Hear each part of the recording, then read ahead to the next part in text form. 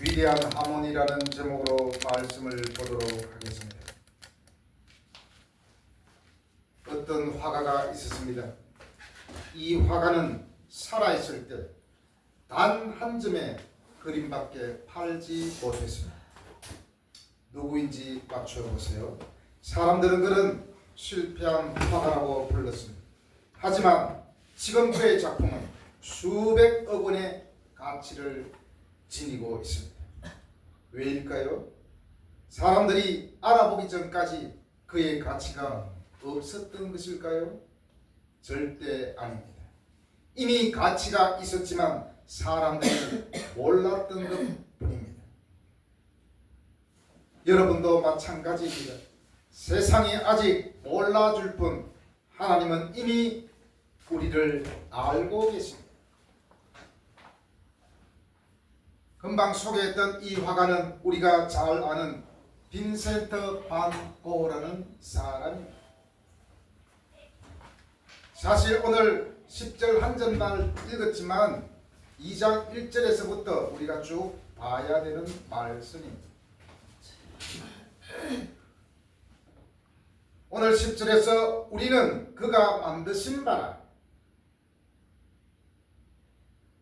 그리스도 예수 안에서 선한 일을 위하여 지으심을 받은 자니 이 일은 하나님이 전에 예비하사 우리로 그 가운데서 행하게 하려 하심이니라고 말씀하십니다.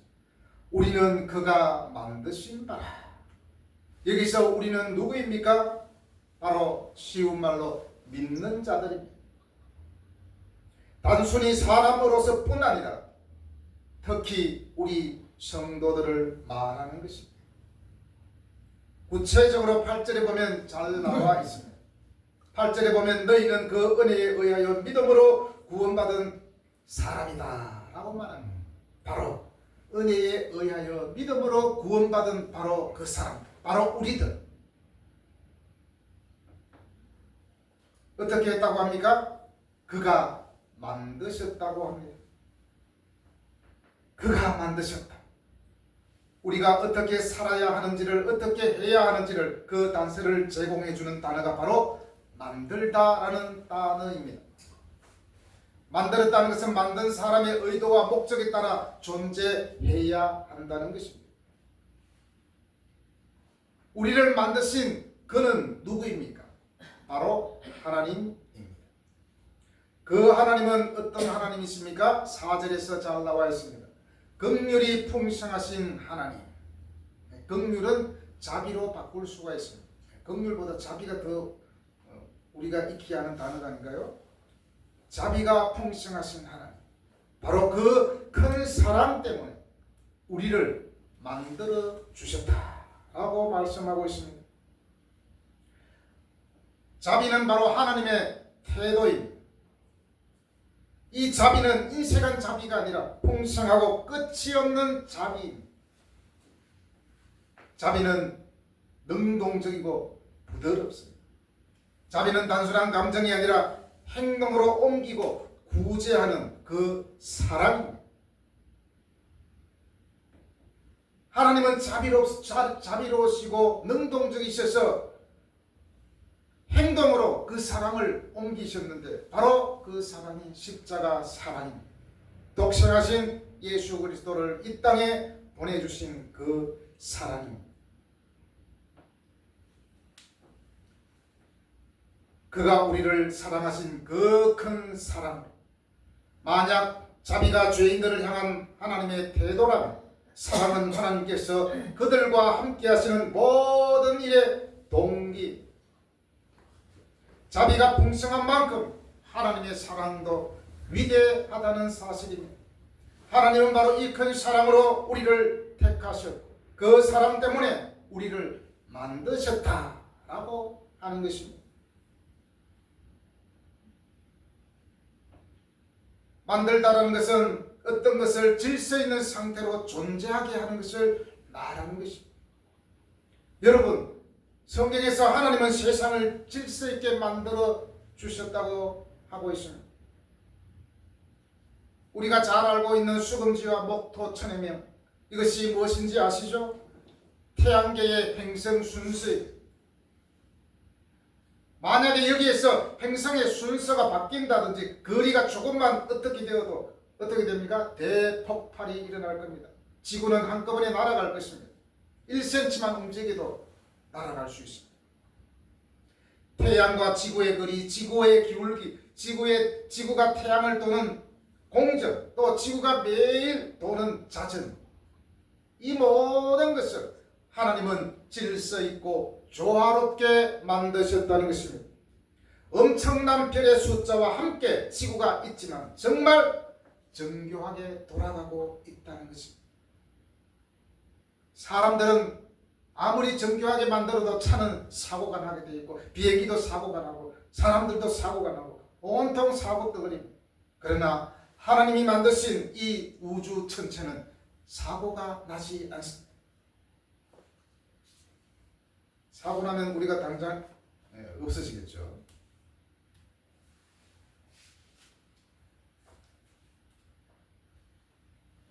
하나님께서 우리를 만드셨다는 것은 허물과 죄로 죽었던 너희를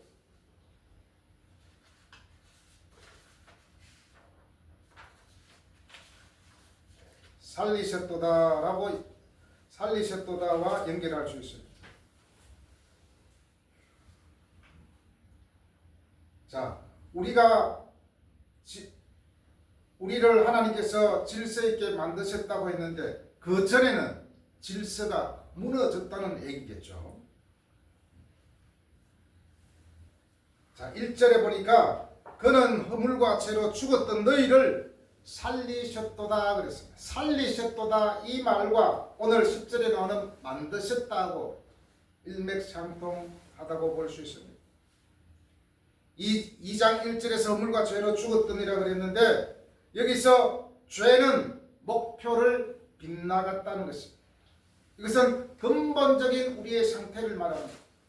그 결과로 허물이 생기는데요. 이 허물은 실제로 넘어지고 어긋난 행동을 말합니다. 목표를 빗나가다 보니까 막 넘어지고 자빠지는 거죠. 쉽게 말하면 죄는 방향 자체가 틀어짐을 말합니다. 허물은 그 결과로 계속 넘어지는 삶을 말합니다.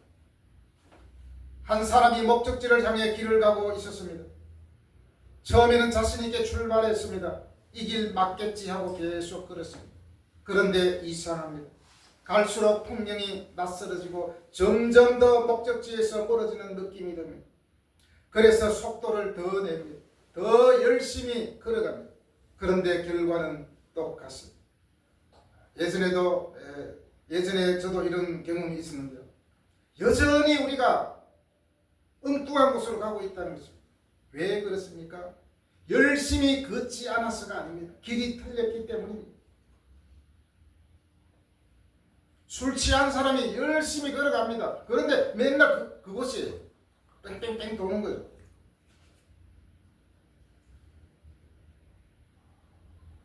조금 느리게 가는 것이 문제가 아니라 길 자체가 하나님과 어긋난 상태가 되었습니다. 여러분, 우리의 목표와 방향이 하나님일 때 길을 잃어버리지 않고 넘어지지 않습니다. 여러분, 허물은 단순한 행동의 문제가 아니라 바로 생명의 문제라는 것입니다. 허물과 죄로 어떻게 되었습니까? 죽었습니다. 사망했습니다.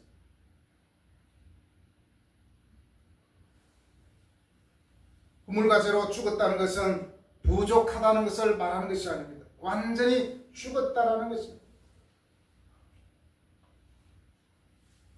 목표를 빗나가고 넘어지고 자빠지고 얼마나 혼란스럽고 정신이 없겠습니까?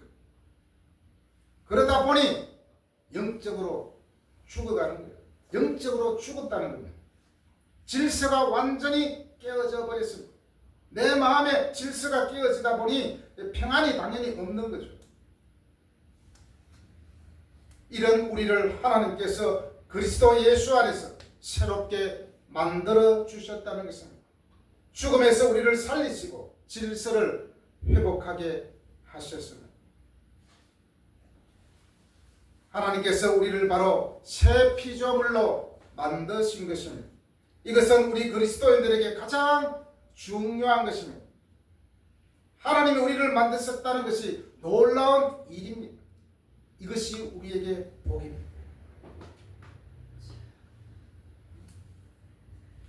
어쩌면 우리의 문제는 하나님이 나를 새롭게 만드셨다는 것을 믿지 않기 때문에 일어날 수 있다는 것입니다. 내가 게으르고 내가 교회에 오지 않고 이런 여러 가지 문제는 어떤 면에서는 믿음의 문제일 수 있습니다. 두 번 결석한 사람 말고요. 계속 안 나오는 사람.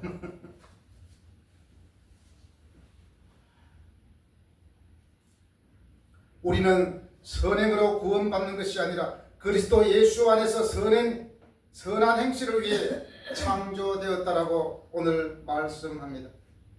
다시 말해서 우리가 구원받아 하나님의 작품이 되었다는 것입니다. 모든 그리스도인들은 바로 하나님의 은혜로 내가 되었다는 것을 깨닫는 것입니다. 이것을 깨닫지 못하니까 방황하는 거예요. 이것을 깨닫지 못하니까 신앙생활이 힘들어지는 것입니다.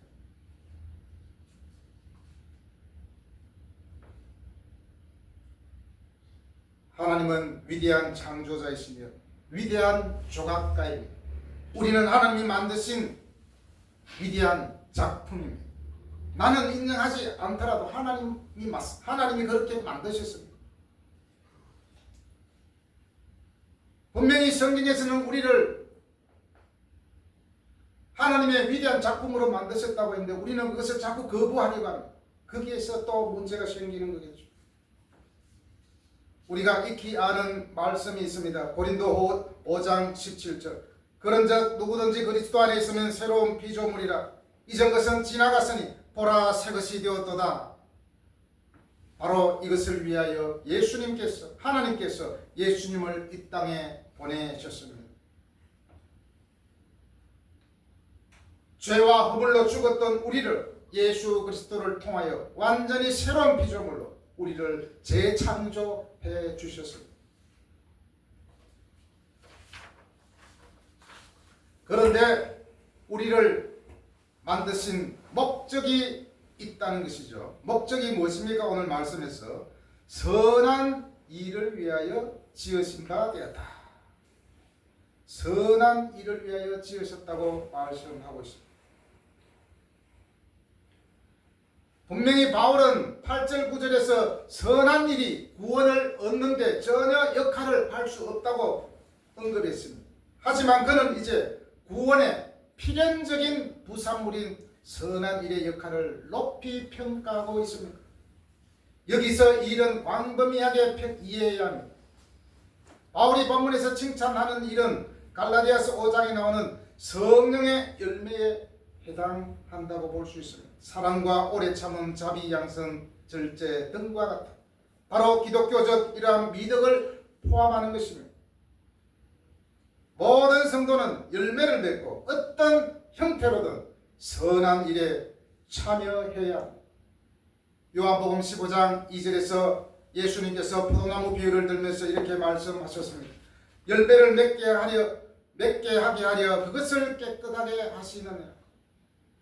하나님의 목적은 예수님의 목적은 우리를 선한 열매를 맺게 하게 하시려고 죄와 허물로 죽었던 우리들을 새롭게 만드셨다는 것입니다.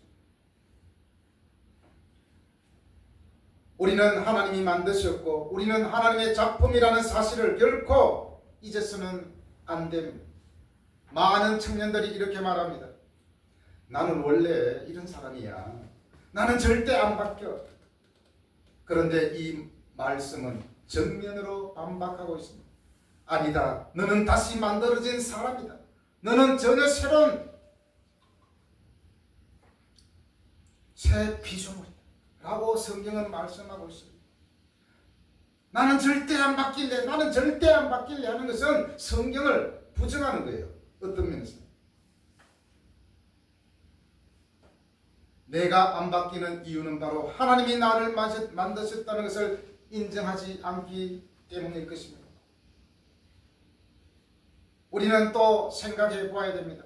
나는 내가 생각하는 나로 살 것인지 아니면 하나님이 만든 나로 살 것인지. 여러분들은 어떤 모습으로 살아가기를 원합니까? 우리가 그리스도인이 된 것은 법의 어떤 행위나 율법에 순종한 것, 어떤 또는 유대민족과의 어떤 관계 때문이 아닙니다. 내 형제가 예수를 믿고 내 엄마 아버지가 교회를 다녔기 때문에 내가 그리스도인이 된 것이 아니라는 것입니다. 바로 우리는 전적으로 하나님의 작품입니다. 이것을 믿으시기를 바랍니다. 그분 안에서 창조되고 만들어지고 적합하게 되어 앞으로 우리가 살아가야 할 선한 행실을 행하도록 준비되었습니다. 나를 지으신 분을 위해 사는 것이 사실 당연할 것입니다.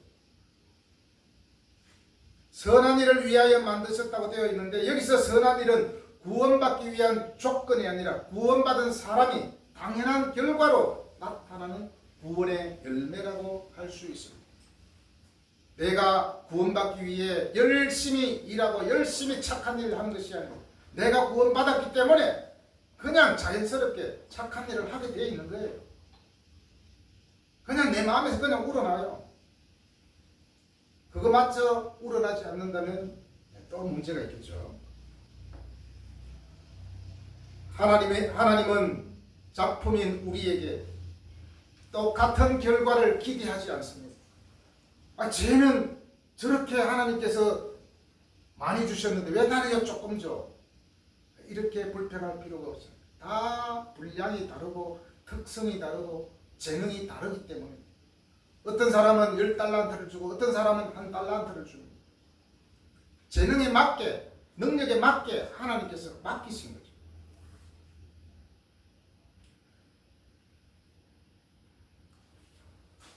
우리에게 똑같은 결과를 기대하지 않는 이유는 우리의 몸과 정신적 구성이 같지 않기 때문입니다. 이 말은 각자에게 독특함을 주셨다는 것입니다. 사람들은 사실 똑같이 생긴 것 같지만 하나같이 똑같은 사람이 없어요. 간혹 얼굴은 비슷한 사람이 있을지 몰라도 그 마음은 천차만별입니다. 제가 만난 모든 사람 가운데 단 2사람도 같은 사람이 없었습니다. 다 다릅니다. 그래서 이런 말이 있잖아요. 열길 우물의 깊이는 몰라도 맞습니다. 사람의 마음은 알 수 없다. 하여튼 깊은 우물의 깊이는 알 수 있지만 사람의 마음은 도저히 알 수 없다는 거잖아요.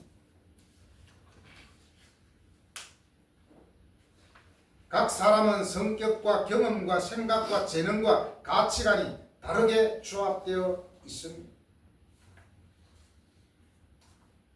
그런데 모든 사람에게 하나님께서 기대하는 한 가지가 있습니다. 그것이 무엇일까요? 바로 하나님을 사랑하는 것입니다. 우리는 각자의 개성은 달라도 하나님을 사랑해야 합니다. 이것을 하나님께서 우리에게 원하고 계십니다. 이제 뒤에 보니까 이 일은 하나님이 전에 예비했다라고 말씀하고 있습니다. 전에 예비하사. 하나님께서 각 신자의 삶을 위한 특별한 계획과 목적을 가지고 계시다는 것을 의미합니다. 이것은 신자들이 삶 속에서 하나님의 적극적인 역할을 확신하게 해줍니다. 내가 된 것은 내가 아니라 바로 하나님께서 우리를 만드셨다는 것입니다. 하나님의 적극적인 개입, 하나님께서 만드셨기 때문에 우리는 작품으로서 우리는 하나님을 창조주로 인정하는 것이 우리의 살 길입니다. 하나님이 전에 예비했다는 것은 하나님께서 예수님을 통하여 우리를 새롭게 만드시기 전에 선한 일을 하도록 미리 계획하셨다는 것입니다. 제품을 하나 만든다고 생각해 봅시다. 컵을 만들 때 일단 만들어 놓고 나중에 용도를 생각하자. 그렇게 생각하지 않습니다.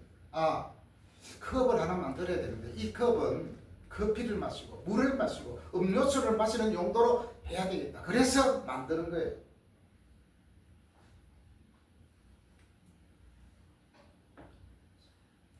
먼저 결정하는 것은 용도입니다. 물을 담을 건지 뜨거운 걸 담을 건지 휴대용인지 장식용인지 그리고 그 용도에 맞게 모양과 재질과 크기를 만드는 것입니다. 그렇기 때문에 우리는 의미 없이 만들어진 존재가 아니라는 것입니다. 조금 모양이 약간 삐뚤어졌다 하더라도 다 용도에 맞게 했다는 거죠. 한마디로 목적을 가지고 만드는 존재라는 것입니다. 많은 청년들이 이렇게 삽니다. 일단 살고 보자. 나중에 의미를 찾자. 일단 열심히 돈이나 벌어보자. 나중에 의미를 찾자. 그렇게 되면 어떻게 됩니까? 그러면 방향이 계속해서 흔들립니다. 왜냐하면 용도를 모르면 아무리 열심히 살아도 방향이 틀릴 수 있기 때문입니다. 나는 무엇을 할까 보다 하나님이 나를 왜 만드셨을까? 그것을 물어봐야 됩니다. 그것을 알아봐야 됩니다. 우리는 우연히 존재하는 사람이 아닙니다. 바로 하나님이 필요해서 만든 존재인 것입니다. 이미 우리는 하나님의 용도가 있습니다. 그러면 이제 중요한 건 이것입니다. 나는 내 마음대로 쓰일 것인가? 아니면 하나님이 만드신 목적대로 살 것인가? 우리가 잘 아는 아리스토텔레스는 모든 인간은 목적을 위하여 산다라고 말했습니다. 이 목적은 존재가 완성되는 방향이며 인간에게는 덕을 따라 사는 행복한 삶이다라고 했습니다. 자, 이렇게 아리스토텔레스는 목적을 말했지만 성경은 그 목적을 더 분명하게 보여주고 있습니다. 성경은 인간의 목적을 이렇게 보여줍니다. 하나님을 알고 사랑하고 영화롭게 하는 것. 이것이 최고의 선한 일. 하나님을 알지 못하고 하나님을 믿지 않는데 어떻게 선한 일을 할 수 있겠습니까? 우리의 선한 목적은 바로 하나님을 알고 사랑하고 영화롭게 하는 것이다. 고린도전서 10장 31절에서 잘 말씀해 줍니다. 그런즉 너희가 먹든지 마시든지 무엇을 하든지 다 하나님의 영광을 위하여 하라. 이 한 말씀만 기억하면 다 해결됩니다. 무엇을 먹든지 마시든지 다 하나님의 영광을 위하여 하라.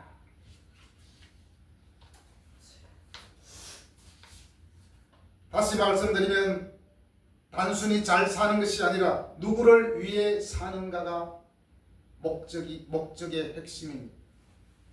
우리는 하나님께서 죄와 허물로 죽었던 우리입니다. 그리고 무질서로 우리의 삶의 방향을 잃었던 우리입니다. 그리고 목적 없이 떠도는 인생들을 하나님은 선한 일을 위하여 계획하셔서 우리를 만드셨습니다. 고로 우리는 하나님의 작품입니다. 사람들의 보기에는 부족하게 보여도 하나님은 용도에 맞게 만들어 주셨다는 것입니다. 인간의 목적인 하나님을 알고 사랑하고 영화롭게 하는 것인데 이것을 우리 마음에 새기고 선한 일을 위하여 남은 삶도 하나님이 주신 평화와 행복을 누리며 사는 우리가 되기를 바랍니다. 끝으로 제가 쓴 기도시를 읽고 마치겠습니다. 제목은 기도입니다. 기도 오 대근 당신의 이름으로 선을 행함으로 후형과 오만에서 벗어나게 하시고 경향을 알리기 위해 애쓰기보다 한 발자국 더 가까이 당신 앞에 서게 하소서. 하나님 아버지, 끊임없는 세상의 제보에 휩쓸려 이리저리 떠밀리지 않게 하소서. 당신의 얼굴에, 당신의 몸짓에, 당신의 음성에 집중하게 하소서. 나의 하나님, 나의 연약함을 아시고 주님을 보내주셔서 감사합니다. 파도가 산처럼 덮쳐도 내 눈을 고정해 주소서. 내 힘이시며 나의 이정표시며 생명의 부표이신 주님을 바라봄으로 담대하게 하소서. 아멘. 기도하겠습니다. 하나님 아버지 감사합니다. 죄와